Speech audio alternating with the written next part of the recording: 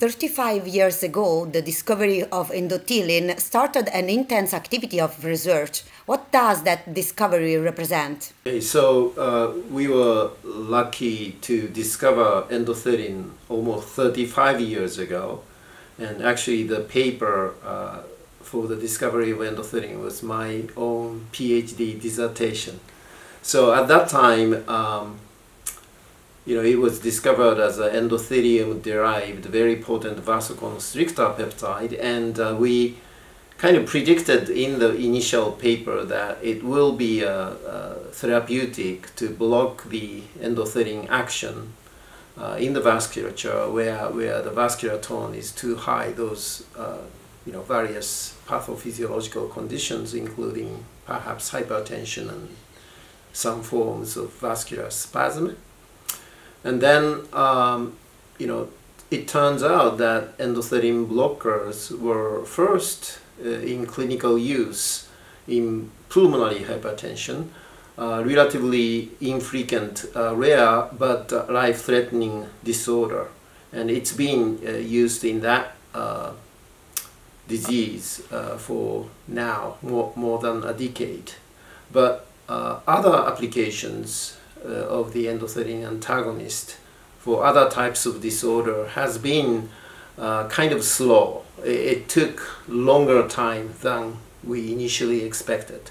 However, now, even after the last endothelin conference, there are at least 3, almost 4 new indications, new clinical approval was already obtained or almost obtained for such disease as IgA nephropathy, cerebrovascular spasm after subarachnoid hemorrhage, and ischemic stroke of the brain, and finally, but not least, the treatment-resistant hypertension, systemic hypertension.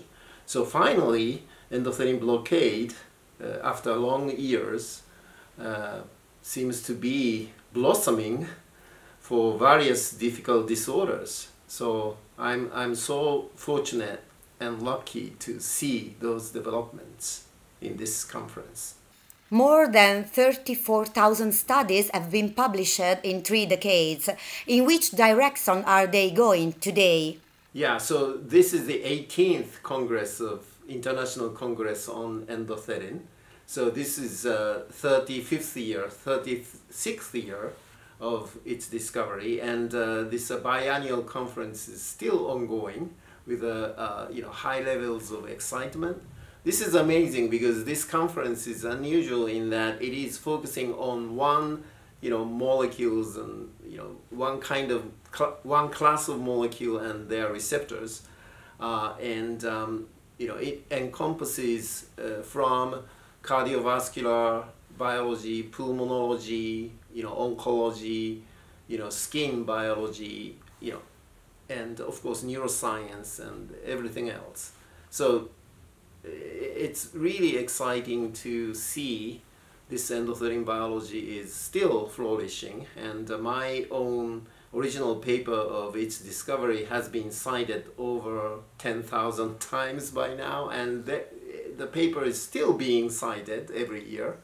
So it's really highly exciting to see this continued development. What do we know about the role of endothelin in cancer? So in cancer biology or oncology, endothelin axis has been known to promote the tumor growth, acting both on tumor cells itself and matrix cells surrounding host cells.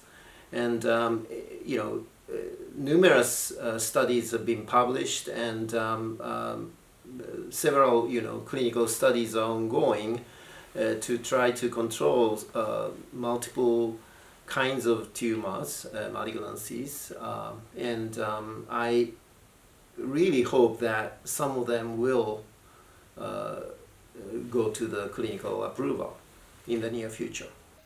Your studies opened a new avenue in sleep research. What do we know about the link between sleep and endothelin?